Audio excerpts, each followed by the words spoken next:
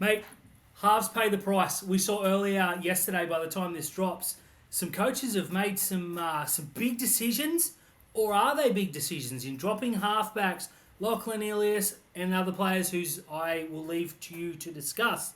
Have they made the right decision, or is it just an easy way out dropping a young halfback?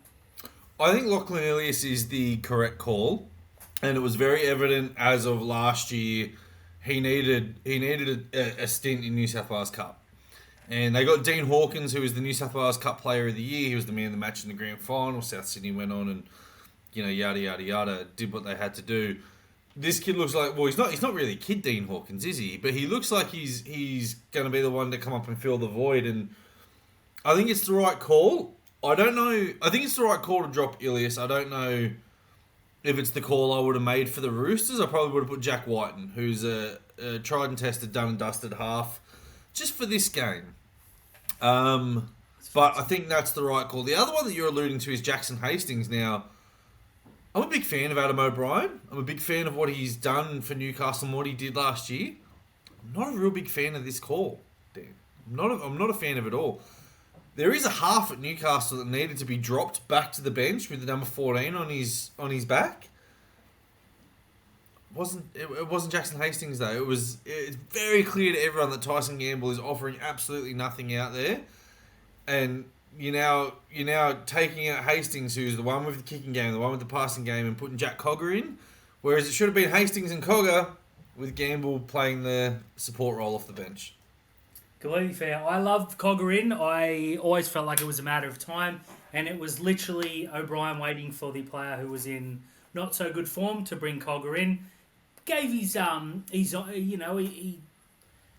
looking for. He was honourable to his players from last year. I get Loyal. it.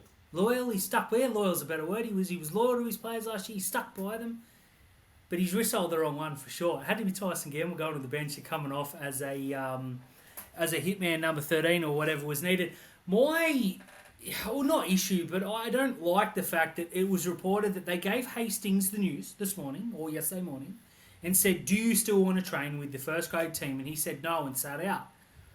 That's not the right attitude. He should have been He should have been in there throwing fizzing passes out to the left that made O'Brien think, I've made a mistake. I've lit a fire under him. Obviously, they want him to do that, whether it be New South Wales Cup, the bench. I don't know what the final makeup will be, but I get it. I like Cogger in, but I think they've done the wrong thing there. Going back to South, though, look, Ilias has been not so great for more than the last two games. He didn't have a great back end of last season. As soon as they signed Jack Whiten, I thought, they're going to put him in at 6 sooner than later. When I heard he was going to be dropped, I'm like, well, there you go. The Roosters, Whiten debut for his club against the Roosters. I get it. And then they've named Dean Hawkins.